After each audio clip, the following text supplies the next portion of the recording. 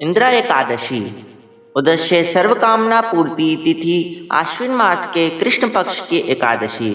कथा। भगवान श्री कृष्ण धर्मराज युधिष्ठिर को इंद्रा एकादशी का महत्व बताते हुए कहते हैं कि यह एकादशी समस्त पाप कर्मों का नाश करने वाली होती है एवं इस एकादशी के व्रत से वृत्ति के साथ साथ उनके पितरों को भी मुक्ति मिलती है।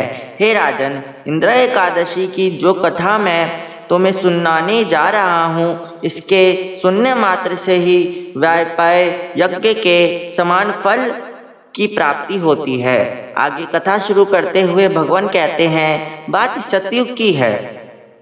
महिष्मति नाम की नगरी में इंद्रसेन नाम के प्रतापी राजा राज किया करते थे।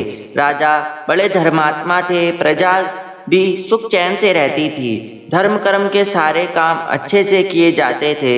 एक दिन क्या हुआ कि नारद जी इंद्रसेन के दरबार में पहुंच जाते हैं। इंद्रसेन उन्हें प्रणाम करते हैं और आने का कारण पूछते हैं। तब नारद जी कहते हैं कि मैं तुम्हारे पिता का संदेशा लेकर आया हूँ, जो इस समय पूर्व जन्म में एकादशी का व्रत भंग होने के कारण यमराज के निकट उसका दंड भोग रहे हैं। तब इंद्रसेन अपने पिता की पीड़ा को सुनकर व्यथित हो गए और देवऋषि से पूछने लगे कि मुनिवर, इसका कोई उपाय बताए जिससे मेरे पिता को मोक्ष मिल जाए।